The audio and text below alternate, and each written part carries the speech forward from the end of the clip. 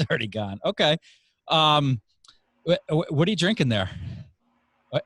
I've got a beer from Whiteville Beach Brewery, a client. Nice. Okay. Nothing like trying out some samples, right? That's Exactly. one of the perks of being a loan broker, I guess. Well, let's do a virtual cheers to that. Yeah, that's right. That's congrats. Yeah. There are just too many commercial loan brokers that don't have a damn clue of what they're doing. All we're trying to do here is better the industry for everybody. At the end of the day, you can make great money in this industry, but in the end, it's all about helping people. You know, people always say, Kris, how can I be a successful broker? It's two words, hard work and dedication. If you don't like talking to people, you probably shouldn't be in this business. All right, welcome everybody. It's Kris Roglieri with Entrepreneurs in Finance, where we explore the daily lives of CCTG graduates, lenders, and everybody else in between. And in this episode, I am proud to interview Vernon Lesser of Bull Market Capital. Hey, Vernon. Hey, Kris, how are you today? I'm good. How are you? Doing great. All right. All right. Well, looks like you're in your home there. Is that correct? Home office? I am. I had a little plumbing issue today, so I'm waiting for the plumber to come by. You're waiting for the plumber to come by? Okay. All right. Well, hopefully He's already come and gone. he doesn't interrupt you in this episode. No, he's already gone. We're good. He's already gone. Okay. What are you drinking there? What? I've got a beer from Whiteville Beach Brewery, a client. Nice. Okay. Nothing like trying out some samples, right? Exactly. That's one of the perks of being a loan broker, I guess. So Vernon, you know, I appreciate you sitting down to do this this interview.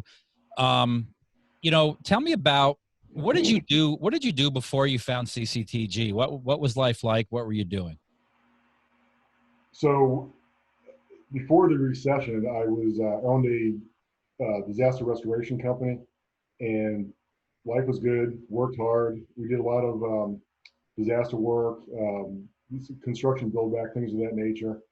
The recession, obviously, like a lot of businesses, crushed us. Ended up having to close the business. My overhead was just too high. You know, it was a mistake that I made, and I couldn't cut the overhead quick enough to to really to adjust. I couldn't adjust fast enough. Business wasn't coming in. We had went from our best year ever to a dead stop, and so after that, I basically decided to take the easy road for a little bit and got a corporate job. I got a job as a national sales manager, and honestly, I was completely miserable. I was there for about 5 years, and I spent probably the last 3.5, 4 years looking for either a business to buy, a franchise to start, something of that nature. I actually, funny thing is, I would say probably in 2013 maybe I came across CCTG and did some due diligence, talked to a few people, interviewed a few people, and everything sounded really good. I was a little waiting for the right opportunity, I guess, and then other things came up, and honestly, I just put it to the side for about at least 2 years, maybe longer. Okay. And I got an email, marketing email, and I said, you know what? I remember these guys, and I looked at it again. I spoke to a few more people and quit my job, and started. You haven't looked back since. And jumped into it. Yeah. So tell me about that. Did you quit your job like before you came to training, or was it like right after training? Before. Wow. Yeah. I quit my job, and then I think I literally called Mike Eisler on the way home. Uh-huh. Yeah. Wow. And said, hey, get me into. It was January of 2017. I said, get me into the next class. You know, that's a lot of balls. That takes a lot of balls. I mean, think about it. You just quit your job, right? You said your final goodbyes. I don't know if it ended well or not, but it doesn't matter. You literally called Mike Eisler on the way home from quitting your job and said, when's the next class? Yeah. I made my plane tickets that day, and wow. And yeah, it Yeah. just, obviously worked out well.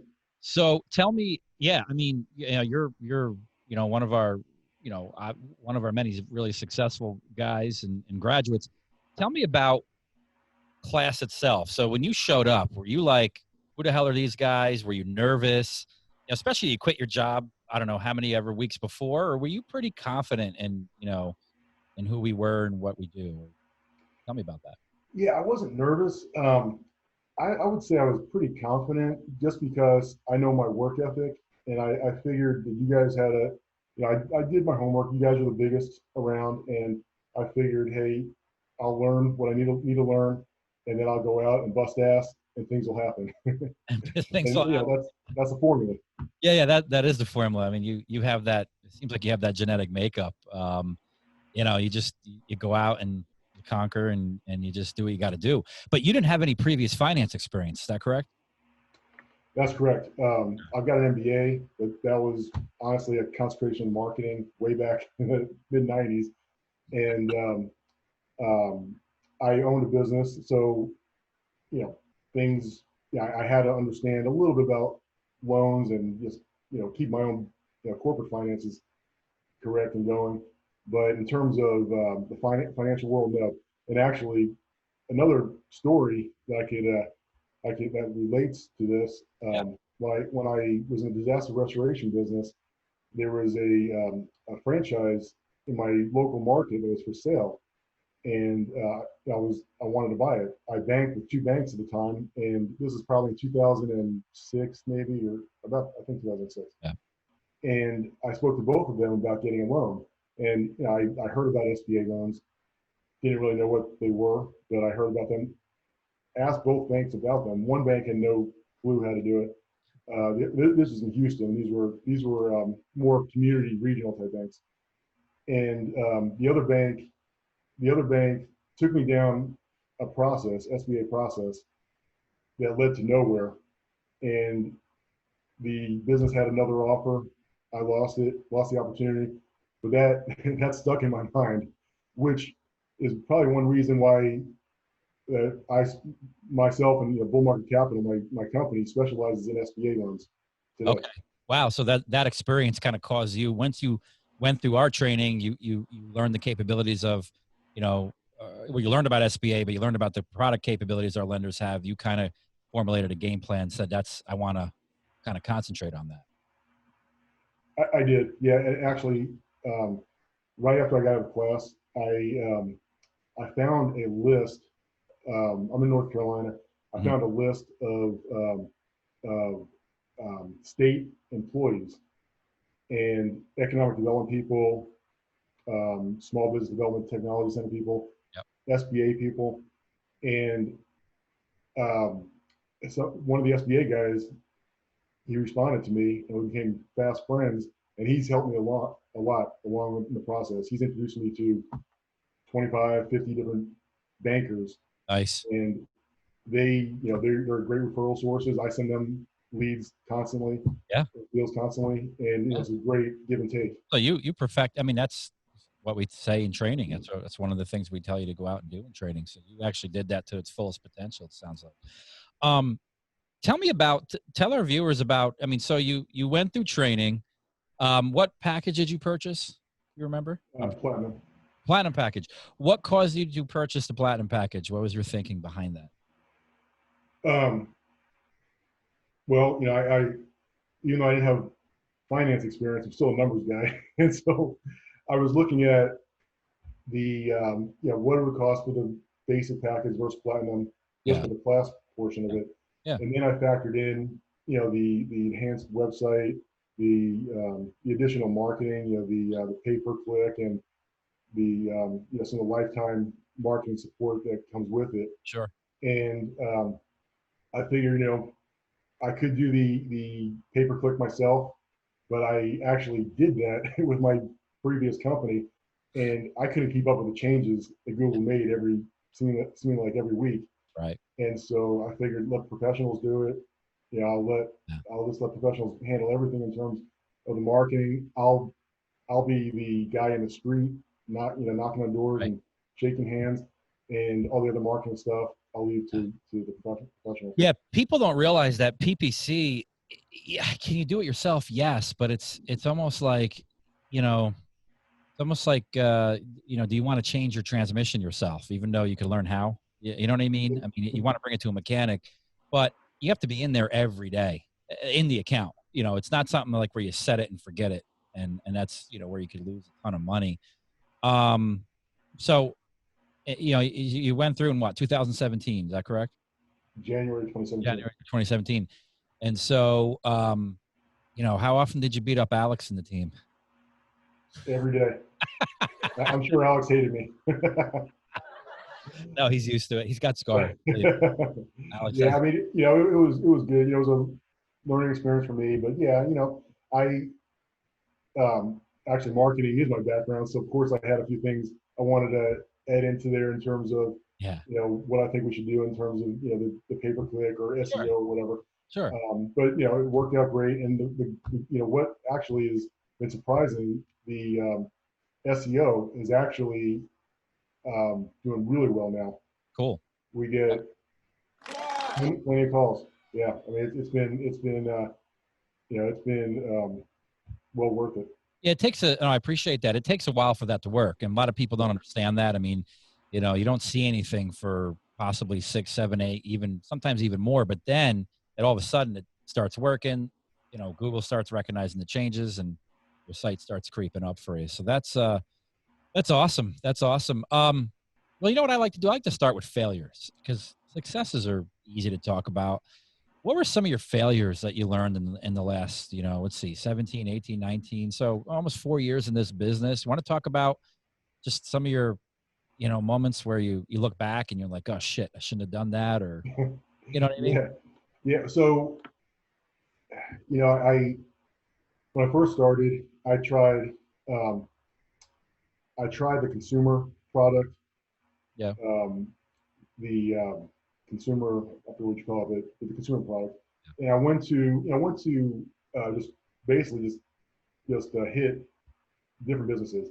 I went to eye doctors and dentists, and just went from point A to point B, and knocked on doors.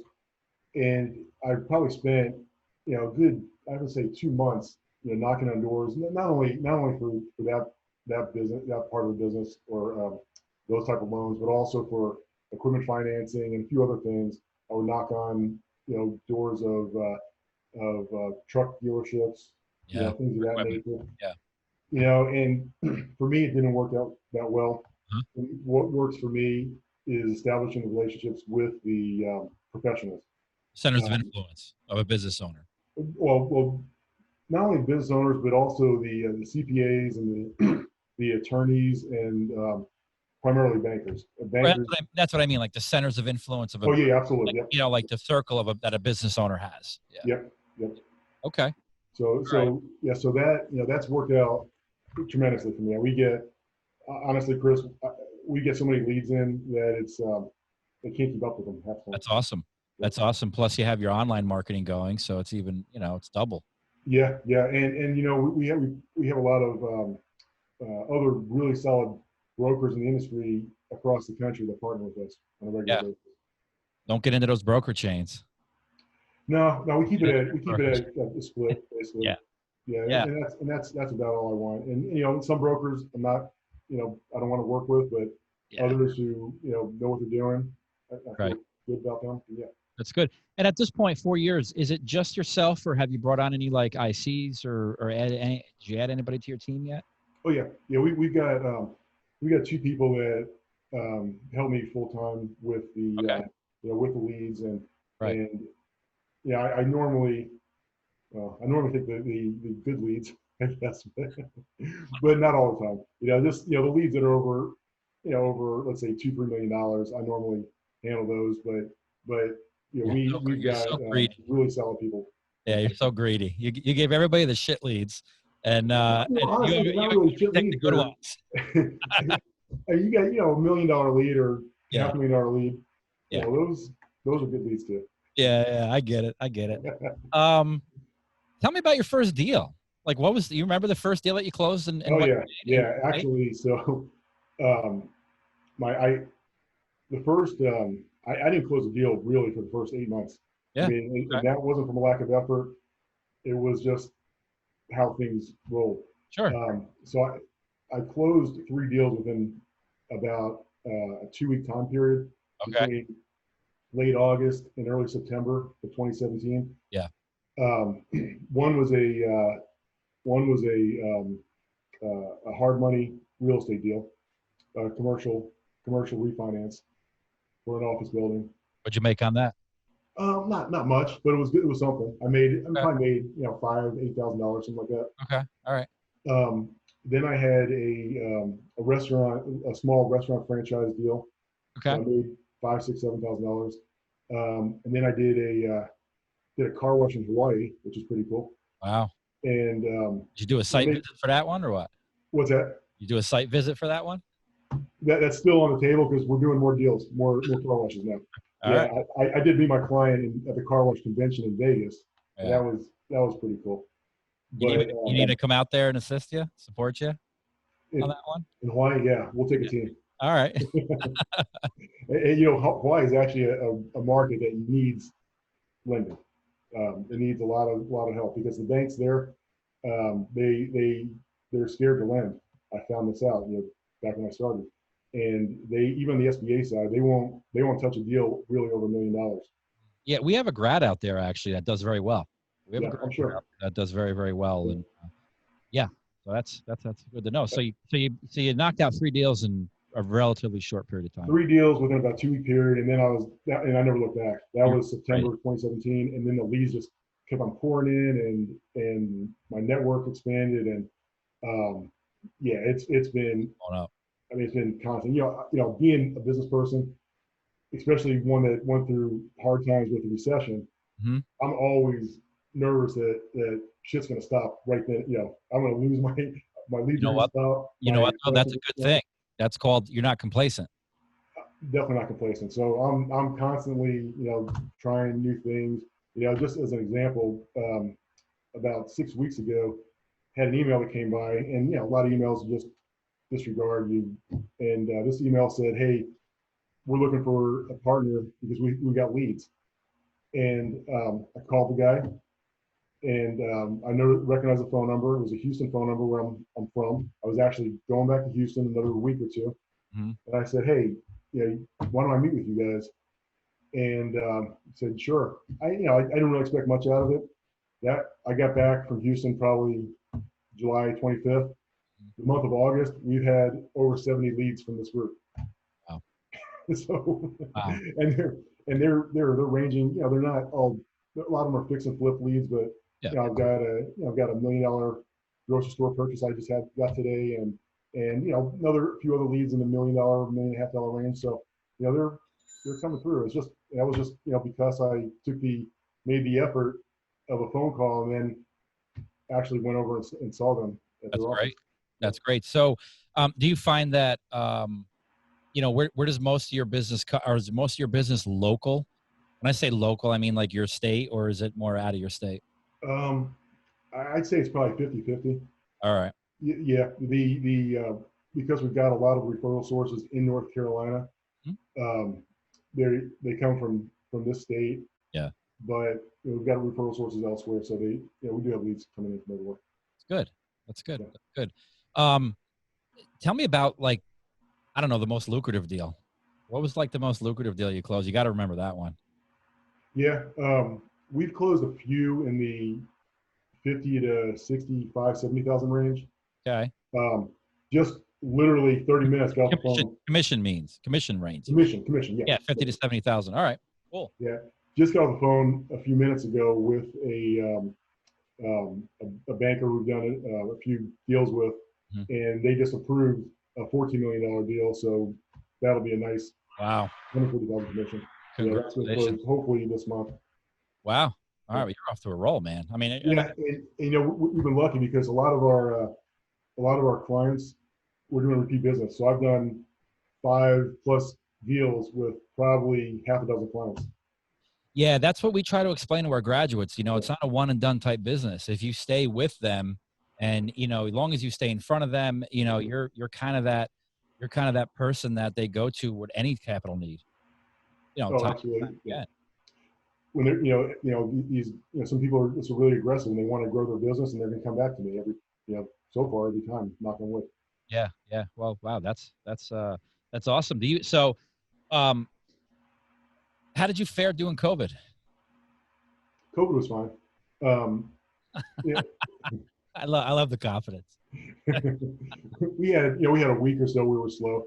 Yeah, yeah, I got to catch up on a few things as yeah. far as paperwork, but Yeah. yeah, I mean, the biggest handicap are just the lenders themselves. A lot of the small balance, let's say CRE lenders, they stop lending. Yeah, A lot of banks, they either stop lending or really tighten up their credit box. because of the secondary market. A lot of them that's sold to the secondary market. Well, on SBA, but also on commercial real estate, just regular Correct. commercial real estate deals, Yeah. they stop. But they seem like they're coming back around now. Yeah, no, they're starting back up. Yeah. But that's awesome. It didn't phase you. What do what are some exciting things on the horizon? I mean, you got any cool deals cooking and opportunities? Yeah, I mean, it's what's crazy is that we've got in this industry, because you're dealing with people that are successful, that are go-getters, that have got money. There's all kinds of things that are being thrown at me personally. So one of my clients, we've become great friends.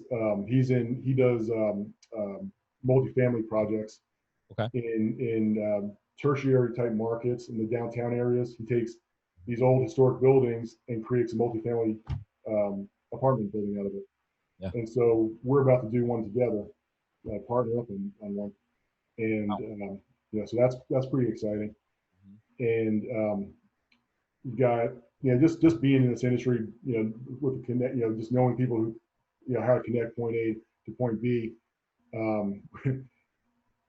We've got literally a $260 million deal that I connected that may be closing today for PPE. So How much? $260 million That may be closing. today. Yeah. Now I'm not going to get a ton from it, but I'll still make a nice little decent commission. Wow. Just connecting point A and point B. Yeah. But, yeah, these PPE deals, and that's not even. I didn't even get the financing for it. I just connected the buyer and the seller, basically. Oh, wow. All right. Well, let's do a virtual cheers to that. Yeah, that's right. That's congrats. Yeah. You got to be excited. Yeah, absolutely. But I'm trying not to. I'm not trying not to get too high or too low because it's business. As long as I still have deals coming through and deals are closing, that's all I really care about. Yeah, it's your cash. Yeah, I know. I know that. I mean, listen, those big deals are sexy, right? There's no doubt about it. I mean, they're sexy, and a lot of times you want to bet the farm on it, but it's important to what you just said, and that is, you got to keep your nose to the ground and focus on paying the bills, cash flow stuff, because those big ones, you hit a grand slam once in a while, they're great, but like I say, grand slams they don't win games. It's base hits. Oh yeah, absolutely. Yeah, base you just got to keep the pipeline full, which if you're in this business and you're aggressive, yeah, it's easy to do after a little while. Yeah, no, absolutely. Do you work at? Just another random question that I think people would want to know. Do you have an actual office, or do you work out of your home? Yeah, so I've got a virtual office. I mean, it's a shared office. Yeah. So when I need to use it, I use it. Just usually I can rent a room by the hour, by the day, by the week, or a conference room. Okay. But honestly, I'd rather just sit in my house and work. You'd rather just sit in your house. Well, do you have any kids? I do, but they're teenagers, so they're teenagers. Okay, all right, yeah. I can't stand working from home. I really can't. I need to come into the office, and thank God we're an essential business. One of our businesses here, Prime, because during COVID, I was in the office. I mean, I couldn't work at home. I don't get a lot done. Yeah, I honestly, I really don't move out of my chair the whole day. I go get a beer or make a smoothie or something like that. But I'm working the whole day. I mean, You're working start at 7:30 and You know finish what it. my problem is? When I've had to work from home, I eat all the time. You know what I mean? Like you get up, I don't know what it is. Do you find yourself going to the fridge all the time? I mean, you seem like a fit guy, but I'm just saying. Well, so I was pretty disciplined for a while. I lost 20 pounds. I purposely I started doing intermittent fasting and no carbs and all that stuff. So I Yeah. lost 20 pounds in about 6 weeks. Wow. Went to Houston. My diet fell all to hell, and so I put on 25 in a month. Wait, you went to Houston? Houston? Yeah, I went to Houston last month, Okay. and Yeah. my diet went to shit, and so I put on 25 pounds in August. You work out though? Yeah, almost every morning about 4:30, 5 Yeah, o'clock. 'cause I remember you were a big dude. Yeah, I mean, you're like big dude. Did you just play football? I did. Yeah. Okay. All right. Wow. Well, you know who we just had in our training? Literally last week? We had Orlando Pace, the NFL Hall of Famer. He's a big dude. Yeah, he just came through our training. He's part of Yeah. our family now. Cool. Very So, cool. yeah, he was cool. Very, very cool. What position did you play? I played tackle. He played tackle. Okay. I played real close to where you guys are at. I played at West Point for a year, then I ended up transferring after a motorcycle wreck. Wow. Yeah. Yeah, I remember when I played. I mean, I was a wide receiver, and I was scared of guys like you because that's all you guys wanted to do was kill the skinny guys that were fast. Oh yeah, it was fun. I mean, I played off the line, so we had a play where I got to roll out on the cornerback who they always weighed 180 pounds. Oh yeah. At least 100 pounds on them. Right. And, Like that was throwing fun. a fish on the ground almost. Oh, it was great. Yeah. So what's one thing that sucks about this business? I ask everybody this. What's actually, I mean, we could all talk how this business is great and lucrative and flexible, but what sucks about it? I think what sucks might be different for everybody. For me, is um, it's more of a personal thing, a personal problem. I think it's my efficiency. I think maybe I try to do too much, or I think my time management's good, but I need to figure out how to Delegate?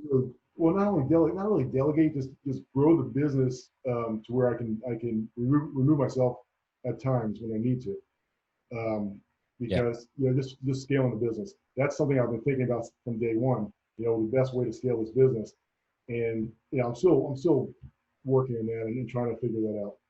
Yeah. Well, I mean, I would recommend, you got to get that point person on but that person has to be a very trusted individual. Yeah. A very trusted individual so you can kind of step away. I mean, it's how I built my businesses. And I have point people for each business that I trust. Not that I'm hands off because I'm not, but you need that. You need like a trustworthy position there. So.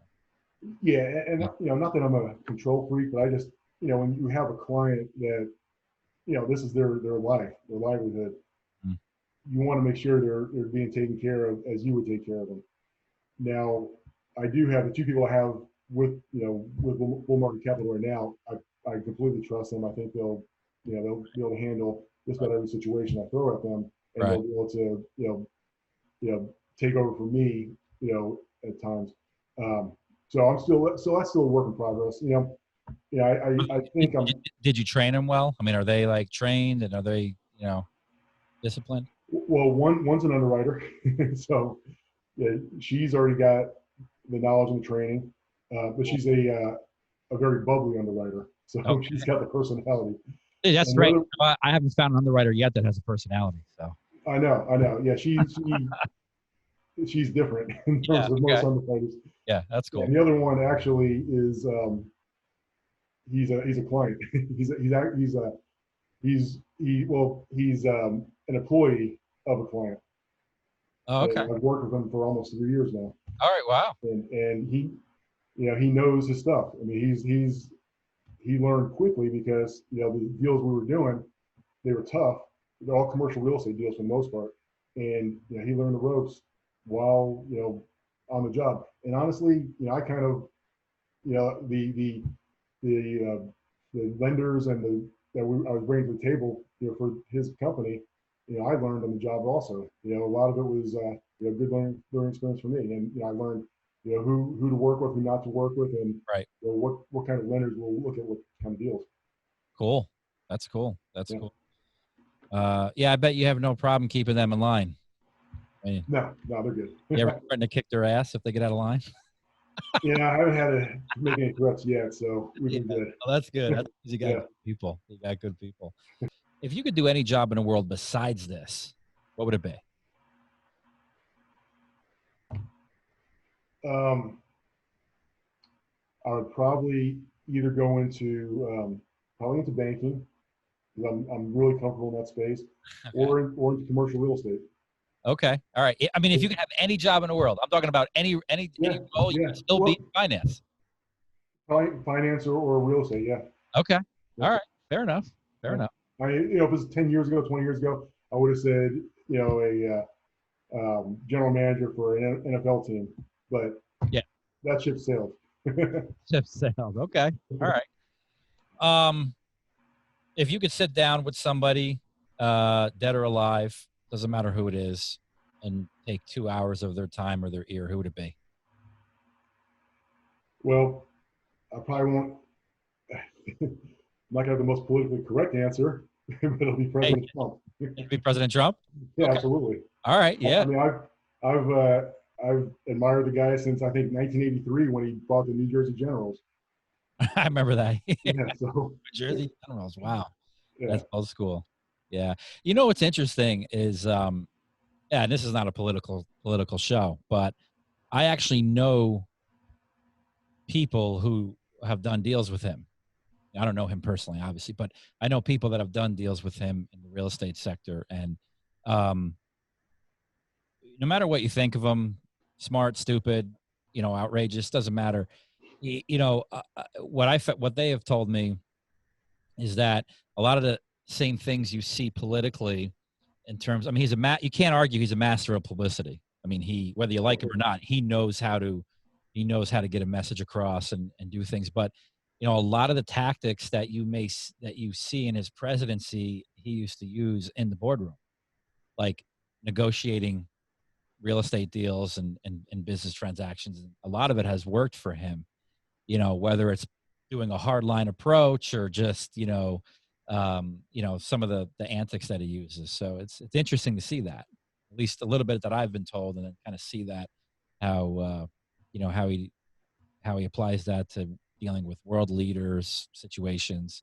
And I'm not here to argue good or bad, but Well, if anybody's read The Art of the Deal, which he wrote in 1987, yeah, you can see that he's the same. He basically has the same principles that he had today that he had 30 plus years ago. yeah. So I think there's a lot of consistency there. Okay. All in right. his Cool. negotiation and the way he handles his business. Absolutely. Since you're having a beer, what's your favorite drink? I mean, do you have a favorite drink? Drink. I would say probably Jack and Coke. Jack and Coke. Okay. That's my kind of drink.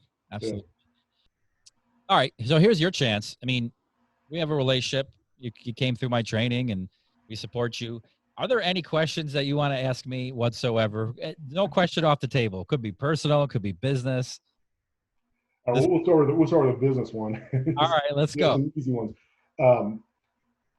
So in small business lending or commercial finance, yeah, what holes do you see in the lending marketplace? Because I see a few. I just wanted to get your opinion, your take on that. What holes do I see in when it comes to small business financing? Yeah. That's a great question. What holes do I see?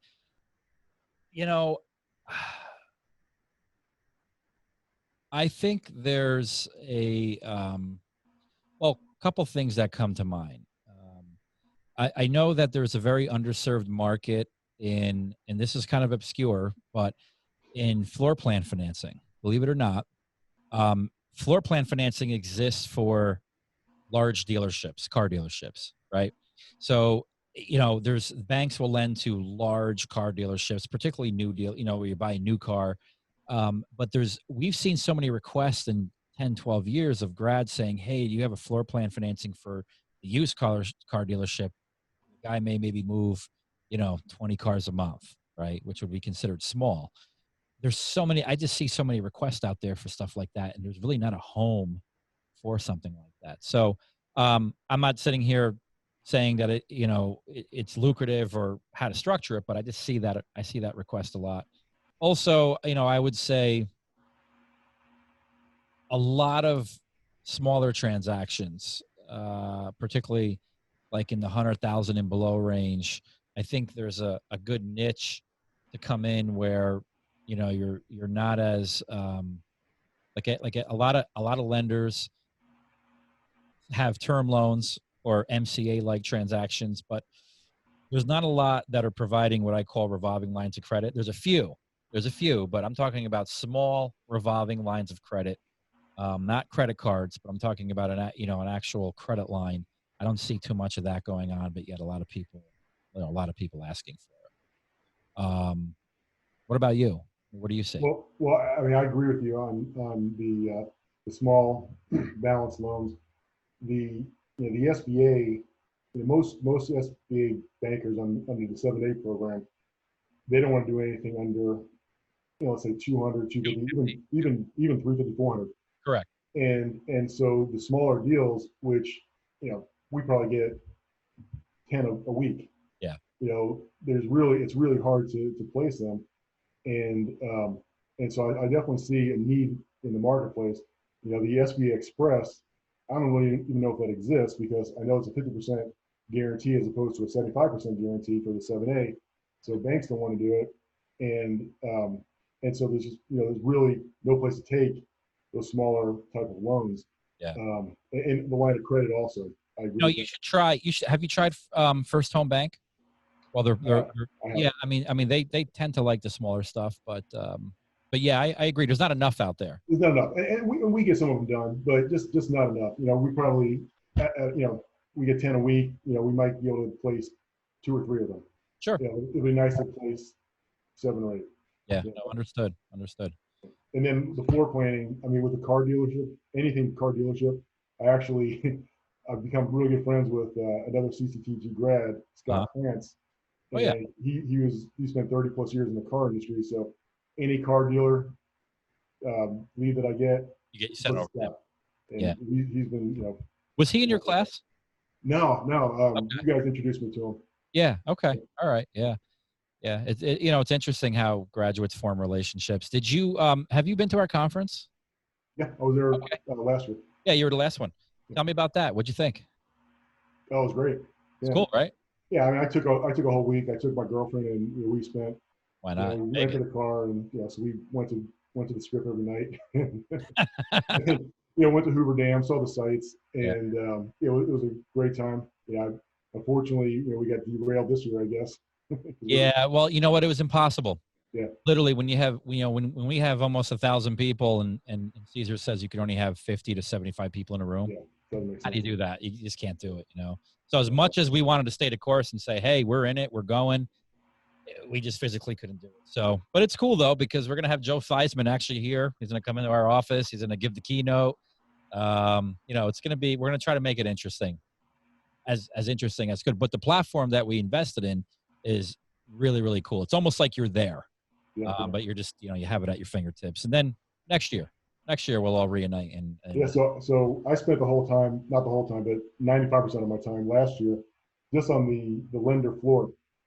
And because the funny thing is, I probably had active deals with at least 20 of the different lenders that were there. Okay. And I probably worked with another 20. Yeah. At some point. So I knew a lot of people. May not have met them in person, but I knew a lot of people. But I actually picked up a deal that one of the lenders needed help with that I never met before when I was there. Closed it, and I paid for the trip 3 times over. So worked out well for me. That's awesome. Yeah. What would you attribute to your success? I mean, what would you attribute to be successful in this business? Anybody that's watching this, thinking about looking at us, like what would you say to that person in terms of? Well, work hard and don't be scared. Yeah. You can't. I mean, people. I've had. I did the interview for you guys a few months ago. Yeah. And I've had people call me from that, and people outside of CCTG, even and inside CCTG, or people looking to get in, whoever, and they're in the business and they tell me what they're doing, and they're scared they're looking at only traditional marketing methods, Right. which okay, that's okay, Yeah. but it's not going to take you where you want to be. I mean, you got to knock on doors, you got to talk to people, you've got to go outside your comfort zone. Really, I mean, You people gotta, are. I think you gotta people are have a scared. diversified strategy. I mean, we always preach that. You got to do several things, several fronts, right? I mean, if you just do one thing, it's usually not going to work out for you. You got to do several different things to get opportunities in the door. You know what I mean? Well, absolutely. Yeah. Yeah, you definitely need leads coming in from all sides. Um, I think that people get intimidated, if they're not coming from, let's say, a banking background or professional background, to speak to bankers. Right. But Yeah. honestly, I found bankers to be some of the nicest people out there. Yeah. Yeah. Awesome. Very Awesome. inviting. Yeah. Yeah. Yeah. No, cool. Um, anything else that you're curious about? You want to ask me why we have the? Um, one thing that I've been approached on a lot, and I mean, I'm actually, this is outside of lending, but I guess in a way, but people are constantly asking me for equity partners, and that's something that I'm trying to figure out how to incorporate in my business. I've got two active deals like that right now, and where I'm basically raising money or looking for an equity partner, for an organization, and I don't know. I need to look more into it, see if there's any any rules I'm violating, but that seems like something that people in this industry could probably find some success with once they have the contacts and the connections and the confidence to do Yeah, it. it's a fine line. You got to be careful about when you're like raising venture money, or you're dealing with somebody that has a private placement memorandum. You got to be careful because that you do have to be FINRA licensed for. Yeah. So you just gotta, that's why. And plus, it is a very hard, long, tenuous process to kind of Yeah. put those together. However, we do have a lender that can do that for you. I'm not going to mention it on this podcast. We could mention it after the podcast, but Got there's it. a lender that in our network that does that, Okay. and they do manage to pay your referral fee. So Okay. Cool. we're not gonna give away the secret sauce on the podcast. All right. Well, awesome.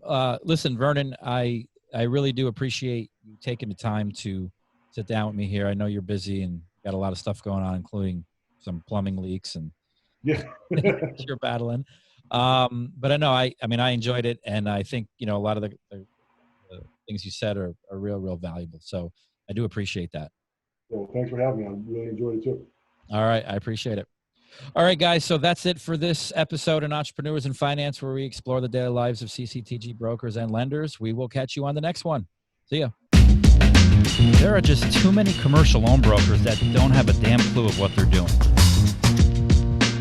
All we're trying to do here is better the industry for everybody. At the end of the day, you can make great money in this industry, but in the end, it's all about helping people. People always say, Kris, how can I be a successful broker? It's two words: hard work and dedication. If you don't like talking to people, you probably shouldn't be in this business.